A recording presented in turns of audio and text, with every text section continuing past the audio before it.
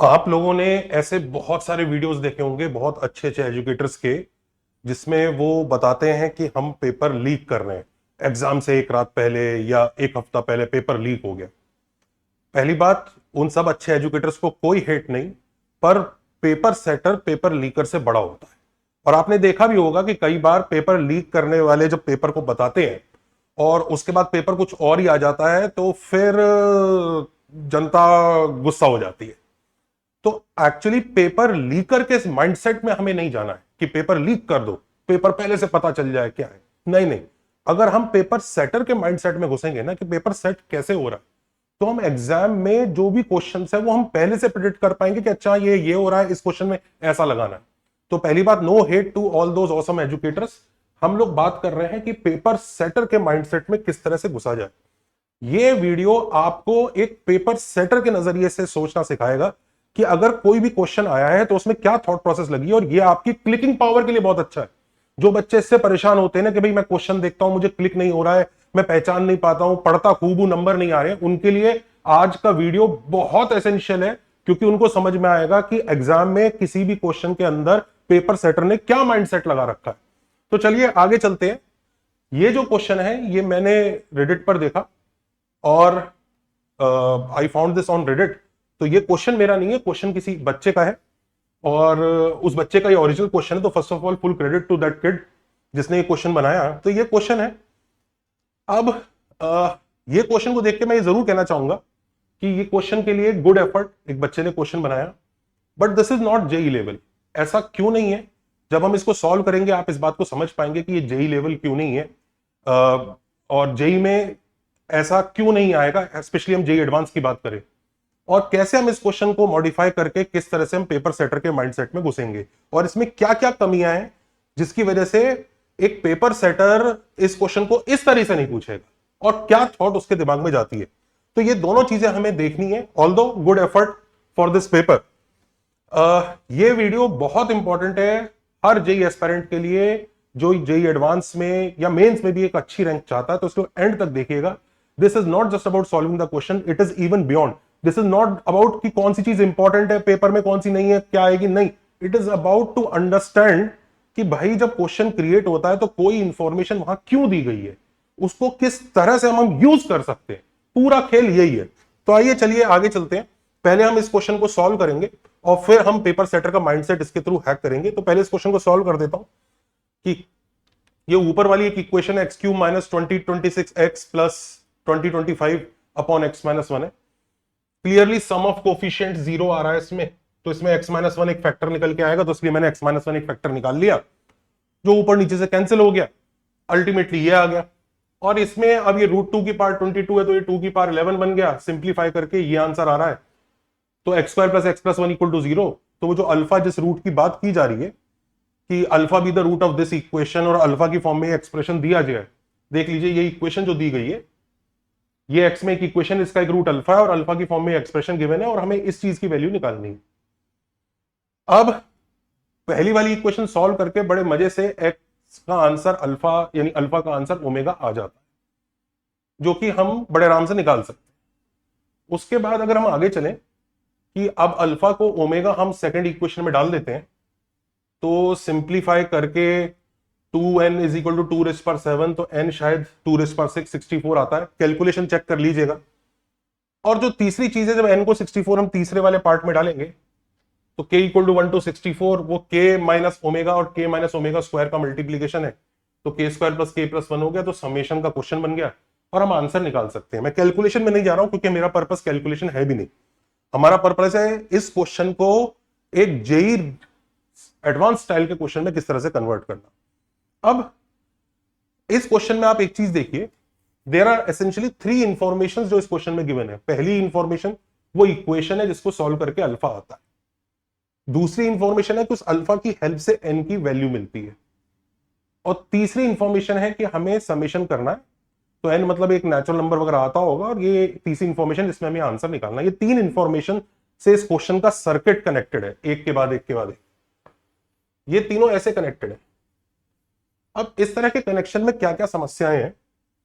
पहली बात, alpha equal to omega is almost too direct है। मतलब आप ये सोचिए कि क्वेश्चन देख के ही मुझे समझ में आ रहा है कि ऊपर वाली जो इक्वेशन है, उस ऊपर वाले जो एक्सप्रेशन है उसमें सम ऑफ कोफिशिएंट 0 हो रहा है। इसका मतलब x इक्वल टू 1 उसका रूट होगा, नीचे x माइनस 1 है तो वो तो कट ही जाएगा, और फिर मुझे दिख रहा है वो क्वाड्रेटिक है। तो पहली बात, वो जो अल्फा इक्वल टू ओमेगा है वहां तक पहुंचना कोई खास मुश्किल नहीं है, इट इज टू डायरेक्ट। मेरे पास एक ही रास्ता है, और क्योंकि मेरे पास एक ही रास्ता है इसलिए वो क्वेश्चन उतना मुश्किल नहीं है, सीधा सीधा है। दूसरी चीज, ये √2 की पावर 22 भी जो दिया हुआ है ना, it's a perfect give away.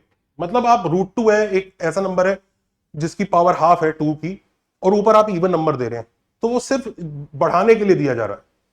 तो सबको दिख रहा है √2 की पावर 22 है तो उसको सिंप्लीफाई करना ही होगा। तो ये जो पहली इंफॉर्मेशन है, it is almost as direct as saying alpha is equal to omega. उसमें और उसमें कोई फर्क नहीं था। जेई ने ना कुछ टेस्ट किया ना कुछ किया, पेपर सेटर ऐसी चीजों को डायरेक्ट ऐसे नहीं देगा। It is essentially like giving alpha equal to omega. तो ये पहली चीज। दूसरी चीज, अल्फा इक्वल टू ओमेगा डाल के डायरेक्ट आपकी कैलकुलेशन सॉल्व हो जाएंगी। तो ये सब चीजें काफी डायरेक्ट है, इट इज वेरी डायरेक्ट, एक के बाद एक यही रास्ता निकलेगा और कुछ भी उसमें दिक्कत नहीं आ रही है। जेई का पेपर सेटर ऐसा नहीं सोचता और ऐसा नहीं क्रिएट करता। वो क्या करता है, वो 3 तरह से बच्चों को परेशान करता है। ध्यान दीजिएगा, ये जो तीनों टेक्निक है ये आपको अपने दिमाग में बिठा लेनी है कि किस तरह से पेपर सेटर इंफॉर्मेशन को प्रोवाइड करता है। वो ऐसे सीरीज में एक के बाद एक के बाद एक ऐसे नहीं देगा जैसे वो क्वेश्चन था। वो आपको कैमोफ्लेज, मिसडायरेक्शन और इन्वेंशन 3 टेक्निक से परेशान करेगा। एक फोर्थ भी है जिसको हम वीडियो के एंड में बताएंगे, इसलिए वीडियो को एंड तक देखते रहिएगा। एक एक टेक्निक को एक एक करके ले लेते हैं। सबसे पहले कैमोफ्लेज की बात करते हैं। कैमोफ्लेज में क्या होता है कि एक ऐसा कॉन्सेप्ट है जो आप अच्छे से जानते हैं। जैसे मैं यहां पे जानता था कि अगर एक इक्वेशन है, पॉलिनोमियल इक्वेशन, उसका सम ऑफ कोफिशिएंट्स अगर 0 है तो x इक्वल टू 1 उसको सेटिस्फाई करता है। It's a known concept, everybody knows it, सबको पता है, चिल है लाइफ। लेकिन इस कॉन्सेप्ट को इतनी सीधे सीधे सामने नहीं फेंका जा सकता, उसको कैमोफ्लेज करना पड़ेगा, मतलब उसको छुपाना पड़ेगा जिस तरह से दिखे नहीं डायरेक्टली। तो एक known concept but not that easily visible. कैसे कैमोफ्लेज करेंगे? देखिए, ये जो सब चीजें हैं ये सब काफी डायरेक्ट है, ये पूरी इंफॉर्मेशन। इसको कैमोफ्लेज करने के लिए हमें ये इंश्योर करना है कि रूट्स 1 ओमेगा और ओमेगा स्क्वायर है। भाई that is what we want. हम यही चाहते हैं ना कि बच्चे के रूट्स 1 ओमेगा और ओमेगा स्क्वायर निकले, उसमें से वो ओमेगा को चूज कर ले अल्फा के लिए। This is what we want, right? इसी चीज को थोड़ा कैमोफ्लेज करते हैं। तो अगर ये तीनों रूट्स चाहिए किसी इक्वेशन के, तो उसमें एक तो ये फैक्टर होगा x square plus x plus 1 और एक एक्स माइनस 1 फैक्टर होगा। वो इसको किसी A x square plus B से मल्टीप्लाई करेगा, where A and B are some parameters. इससे क्या एडवांटेज होगा पेपर सेटर को कि वो जो इक्वेशन है ना, वो सीधा सीधा नंबर्स की फॉर्म में नहीं देखेगी, वो ए और बी पैरामीटर्स की फॉर्म में देखेगी। और ए और बी पैरामीटर्स की फॉर्म में बच्चे को थोड़ा सा पहचानने में दिक्कत आएगी। यानी अगर हम इन तीनों को मल्टीप्लाई कर दे तो ये इक्वेशन आ रही है। अब ये जो इक्वेशन है इसमें 2026 और 2025 की तरह ये देखना थोड़ा सा अजीब लगता है कि हाँ x इक्वल टू 1 सेटिस्फाई करता है। फिर भी मैं जानता हूं कि अभी भी ये काफी आसान है कि अगर मैं यही इक्वेशन दे दूं कि that alpha is a root of this equation, तो भी बहुत आसान है कि दिख रहा है x इक्वल टू 1 कॉमन आ जाएगा। इसको अभी और कैमोफ्लेज करेगा। किस तरह से कैमोफ्लेज करेगा समझते हैं। कैमोफ्लेज करने के लिए ये जो a और b है ना, इनको a+2 और b+3 से रिप्लेस कर दीजिए। ऐसा करने से वो डायरेक्ट ऐसे कनेक्शंस दिखने बंद हो जाएंगे। तो जैसे आप a+2 और b+3 से रिप्लेस करोगे, ये इस तरह का दिखेगा। और जो कुछ पार्ट है ना, जैसे यहां पे आपने a+2 डाला, यहां b+3 डाला, वो वाला पार्ट इस साइड ले जाइए और ये b को भी इस साइड ले जाइए। तो अब थोड़ा सा ये डिफरेंट दिखने लगा है पहले से। इस इक्वेशन में बच्चा शायद इतनी इजीली गेस ना कर पाए कि x-1 कॉमन निकल रहा है और एक रूट ओमेगा भी आ जाएगा, but it is still obvious. कुछ बच्चे रीअरेंज कर लेंगे, तो हमें थोड़ा सा और कैमोफ्लेज करना चाहिए। और आप देखेंगे इस तरह से कैमोफ्लेजिंग आपने कितने सारे पीवाईक्यूज वगैरह में देखी है। क्या कैमोफ्लेज करेगा, वो ए को सेक्स स्क्वायर थीटा और बी को टेन स्क्वायर गामा डाल दे, where theta and gamma are two real numbers.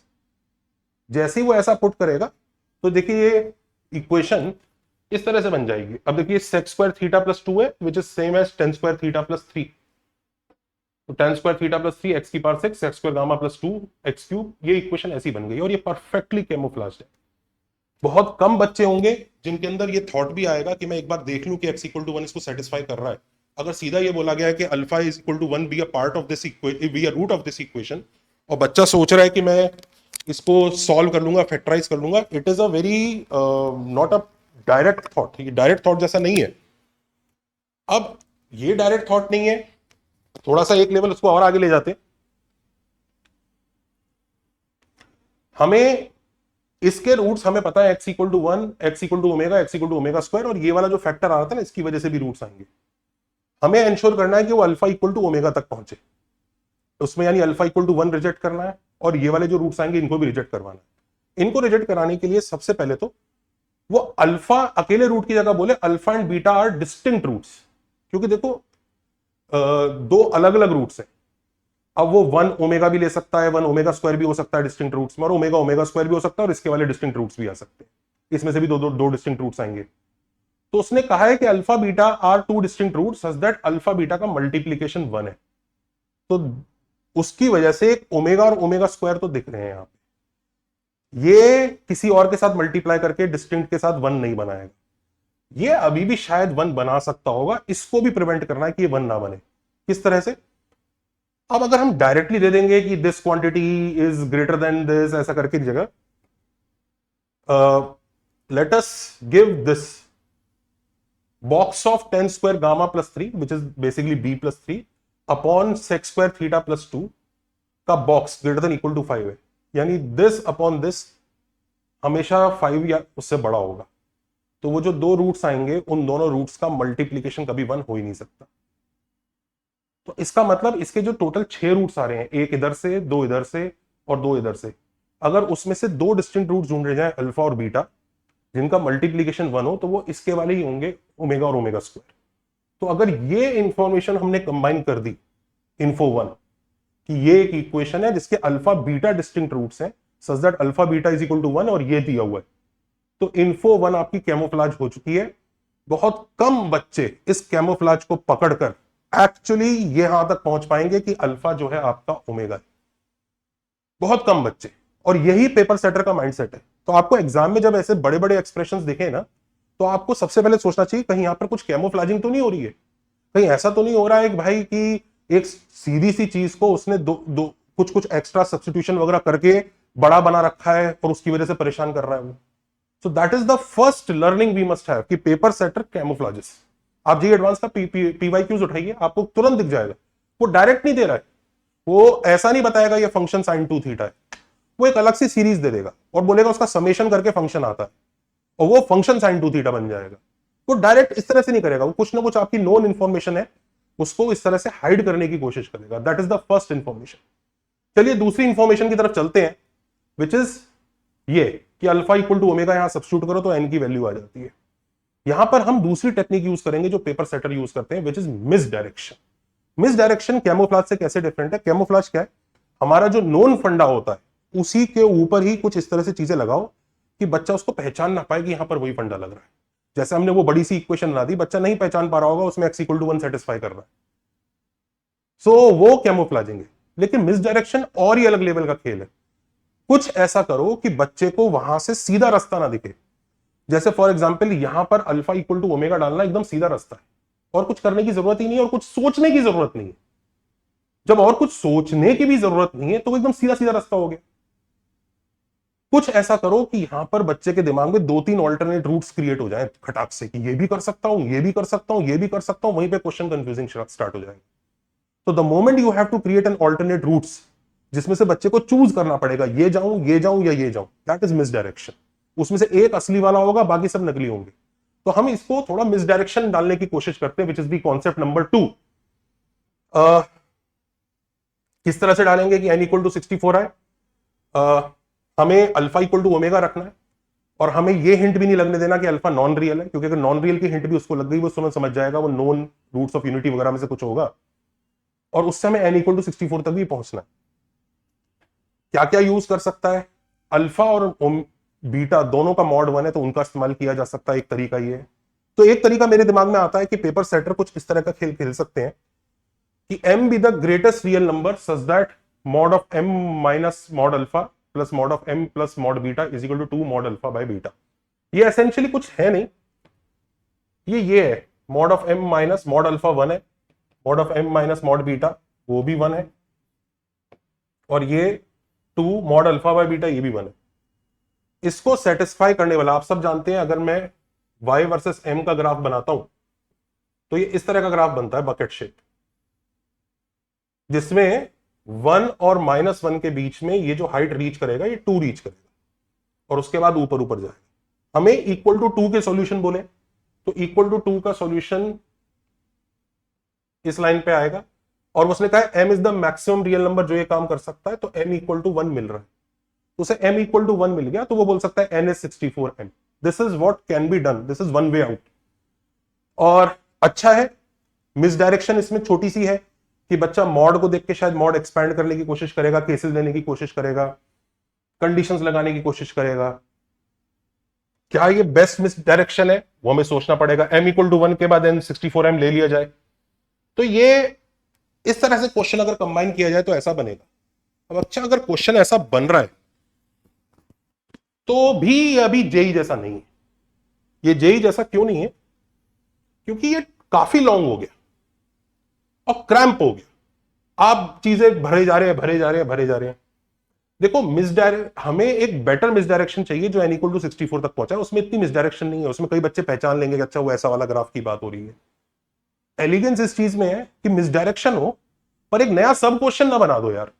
आप नया सब क्वेश्चन बना रहे तो एसेंशियली आपने दो क्वेश्चन को जोड़ रखा है, वो अच्छे क्वेश्चन नहीं है।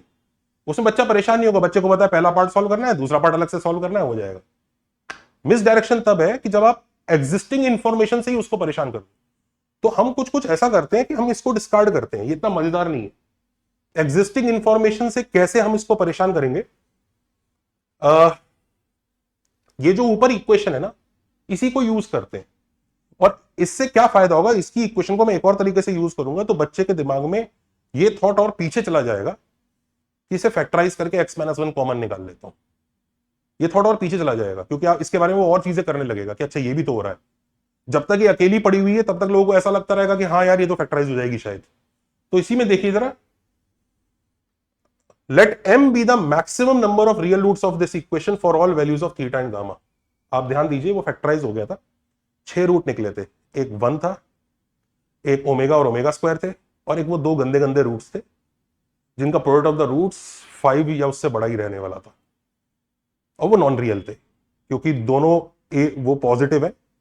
आप देखिए उसके रूट्स जो है ना नॉन रियल होंगे, रियल नहीं होंगे, दे वॉन्ट बी रियल। इसके रूट्स रियल नहीं होंगे। आप b प्लस एक्स स्क्वायर का answer minus of b plus 3 which is tan square gamma plus 3 upon sec square theta plus 2 आ रहा है। एक्स स्क्वायर एक नेगेटिव आ रहा है, यानी इसके रूट्स भी नॉन रियल ही है, they are non real only. तो हम इस चीज का फायदा उठा रहे हैं कि वो जो इक्वेशन है, वो जो इक्वेशन है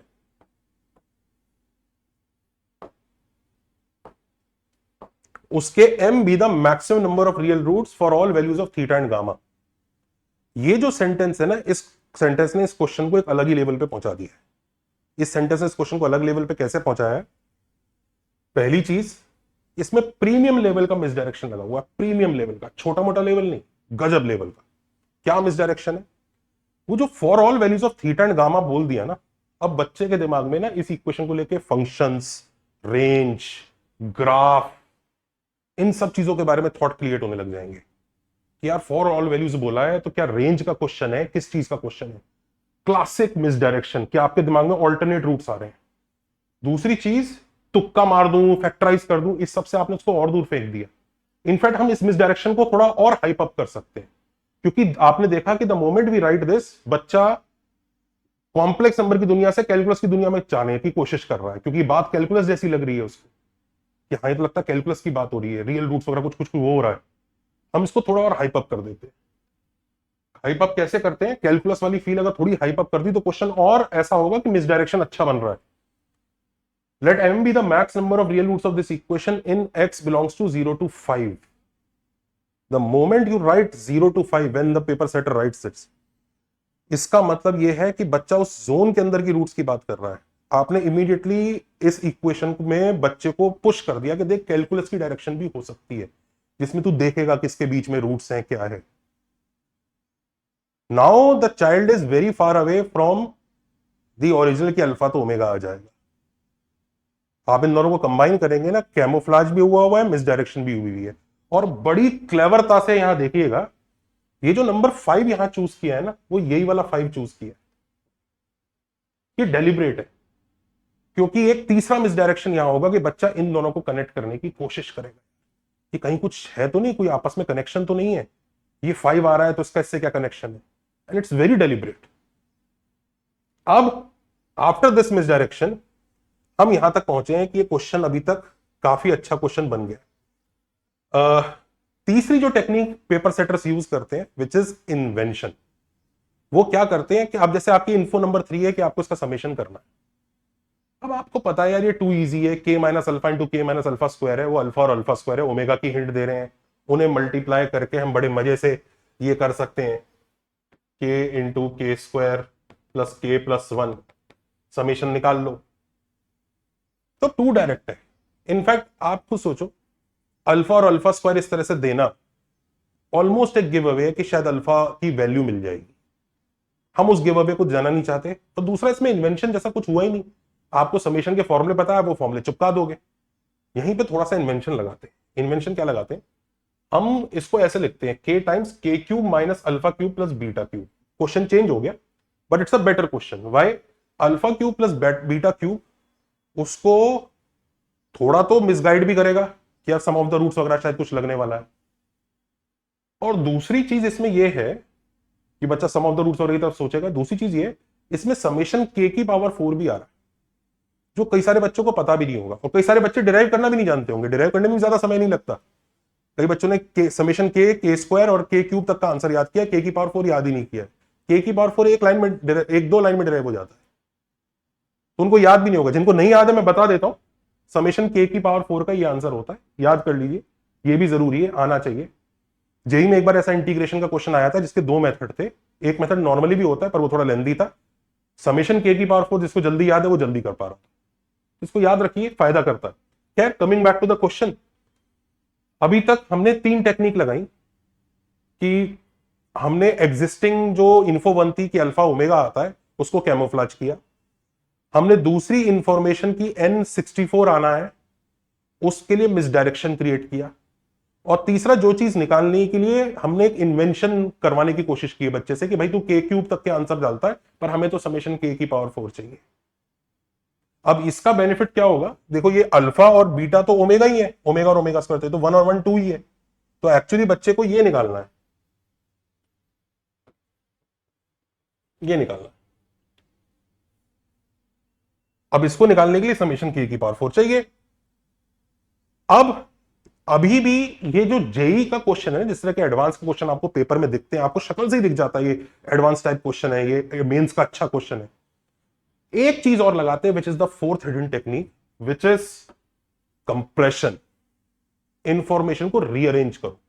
अभी तक जिस तरह से इंफॉर्मेशन अरेंज है ना बच्चों, उसमें भी काफी हिंट है आपके सामने कि पहले ये करना है, फिर ये करना है, फिर ये करना है। नहीं, वो इंफॉर्मेशन को इस तरह से कंपाइल करके देता है कि पहले इंफॉर्मेशन को यूज करने वाली जो चीज है वो लास्ट में प्रोवाइड कर रहा है, बीच में बाकी सारी बातें कर रहा है। वो रीअरेंज करता है, क्वेश्चन को कंप्रेस करता है, आपको उसे ओपन अप करना पड़ता है। That is the fourth technique. तो आइए चलिए इसको थोड़ा सा कंप्रेस करते हैं, और कंप्रेस करके देखिएगा कि आपको तुरंत जेई एडवांस जैसे क्वेश्चन की फील आई कि नहीं आई, और अगर आई तो एक बार लाइक करिएगा, कमेंट करिएगा। Look at this question. इसको अब हम कंप्रेस करने जा रहे हैं, अभी वो फील नहीं है, अब हम कंप्रेस करेंगे, और कंप्रेस करके बिल्कुल जेई एडवांस जैसा लगना चाहिए। ये आया कंप्रेस करके। Let alpha and beta be the distinct roots of this equation such that alpha beta is 1. Maximum number of real roots of this equation in the interval, वैसे तो फर्क नहीं पड़ता, in 0 to 5 is m. तो इसको evaluate करो। Given that this, ये information उधर यूज होनी थी, उसने लास्ट में प्रोवाइड की है। This is compression. आपको ऐसा नहीं होगा कि सेम चीज की इंफॉर्मेशन डायरेक्ट साथ में दे रखी होगी, वो कंप्रेस करेगा, वो आपको परेशान करने की कोशिश करेगा। इसीलिए आप पेपर सेटर के माइंडसेट में घुसो कि पेपर सेटर कैसे सोच रहा है, लीकर के माइंडसेट पर मत घुसो। लीक करने वाला कब तक चलता है, जेई में कभी होता भी है, तो माइंडसेट में घुसो कि क्या है वो क्वेश्चन कंस्ट्रक्ट कर रहा है, ये जो क्वेश्चन मुझे दिख रहा है इसके अंदर क्या क्या चीजें डाली गई हैं। एक बार सब लोग ना ध्यान से दोनों क्वेश्चंस को एक बार देख लीजिए। ये वो क्वेश्चन है जो ओरिजिनल था, और एक ये क्वेश्चन है, आपको कौन सा क्वेश्चन जेई एडवांस स्टाइल का दिख रहा है कि हाँ ऐसा कुछ होगा? और देखिए क्लियर कट इसमें अच्छा खासा मिस डायरेक्शन है, बच्चे को उलझाया गया है। और अब अगर हमें पता है ना कि ये टेक्निक्स यूज हुई हैं, तो हम इसको अब ओपन अप कर सकते हैं कि अच्छा अल्फा बीटा इसके डिस्टिंक्ट रूट्स हैं, such that alpha beta is 1 और maximum number of real roots is m, evaluate this such that ये है।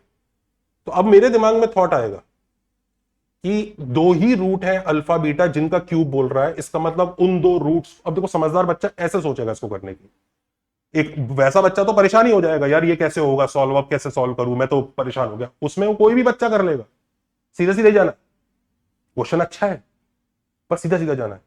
इसमें एक बच्चा सोचेगा यार उसने alpha cube plus beta cube पूछा है, यूज करवा रहा, यानी इसका मतलब अल्फा और बीटा सेपरेटली निकाले जा सकते हैं, नहीं तो 6 रूट्स हैं उस इक्वेशन के, 6 में से किसी 2 के बारे में बात कर रहा है, तो वो 2 निकाले जा सकते हैं, तभी यहां पे पहुंच रहे हैं। तो इसका मतलब इस इक्वेशन को मैं फैक्टराइज कर सकता हूं, यहां से उसका दिमाग शुरू होगा। फिर वो फैक्टराइज करने के लिए x = 1 का तुक्का लगाएगा, वो सेटिस्फाई हो जाएगा तो वो x - 1 कॉमन ले लेगा। फिर tan को sec स्क्वायर को tan में कन्वर्ट करेगा, तो फैक्टराइज करके वो रूट्स निकालेगा। फिर वो इसकी हेल्प से अल्फा बीटा फिगर आउट करेगा और फिर वो यहां पर आएगा और वो क्वेश्चन कर पाएगा। और कई बच्चे इस क्वेश्चन को नहीं कर पाएंगे, स्पेशली वो बच्चा है जो पेपर सेटर का माइंडसेट समझता है। खैर ये जो आज का हमारा वीडियो था, ये आपको कैमोफ्लेज, मिस डायरेक्शन, इन्वेंशन और कंप्रेशन, ये 4 चीजें समझाने के लिए था कि कोई भी क्वेश्चन को देख के जब आप परेशान होते हैं ना जेई में, वो इसलिए परेशान हो रहे हैं क्योंकि आप इन स्ट्रेटेजीज को डिकोड नहीं कर पा रहे। ये क्यों नहीं हो रहा मुझसे, मैं पढ़ के तो आया हूं पूरा चैप्टर यार, मैंने पैराबोला पूरा पढ़ा है, क्यों नहीं हो रहा? कहीं इसने मेरी पहचान आती हुई इंफॉर्मेशन छुपा तो नहीं दी? कहीं इसने ऐसा तो नहीं कर दिया कि मेरे को टेंजेंट निकालने की तरफ भेज रहा है क्वेश्चन में, जबकि क्वेश्चन में टेंजेंट नहीं निकालना होगा, शायद वैसे ही हो रहा होगा सॉल्व? कहीं मिसगाइड तो नहीं कर रहा मुझे ये? कहीं ऐसा तो नहीं है कि मुझे कुछ नया ढूंढना पड़ेगा, कुछ करना पड़ेगा? और ये जो इंफॉर्मेशन ऐसी लिखी हुई है, इसमें से कौन सी इंफॉर्मेशन किससे कनेक्टेड है, मैं रीअरेंज तो करूं। ये 4 चीजें अगर आप अपने दिमाग में रखोगे तो आपके क्वेश्चन में आपकी क्लिपिंग पावर बढ़ती रहेगी। घर पर इसी तरह से प्रैक्टिस कीजिए, तभी आप एग्जाम में क्वेश्चंस कर पाएंगे। कौन सी बुक करनी है, किसको फॉलो करना है, क्या करना है, इट डजंट मैटर। हम एकेडजा में जिस चीज पर पूरा ध्यान देते हैं वो ये है कि हम सोच कैसे रहे हैं किसी क्वेश्चन में, हमारा थॉट प्रोसेस क्या है, हम क्वेश्चन में जो सोचने का तरीका मतलब डिकोड कर पा रहे हैं नहीं कर पा रहे हैं, हम डिफरेंट कंपोनेंट्स निकाल पा रहे हैं कि नहीं कर पा रहे हैं, हम हर लाइन का मीनिंग समझ पा रहे हैं नहीं समझ पा रहे हैं, फिर उनको किस तरह से कनेक्ट करना है। This is what we do here. एक बार सब लोग हमारे बैचेस को चेकआउट कीजिए, फिजिक्स केमिस्ट्री मैथ तीनों के बैचेस रिलीज हो चुके हैं, 11th के भी, 12th के भी, ड्रॉपर्स के भी, प्रैक्टिस बैच, क्रैश कोर्स, सब में बहुत अच्छे से 20-24 ईयर्स एक्सपीरियंस के टीचर्स पढ़ा रहे हैं, top 100 rankers, all India toppers produce कर चुके हैं, सब सीनियर टीचर्स हैं और हम लोग पूरे दिल से तबियत से पढ़ाने जा रहे हैं।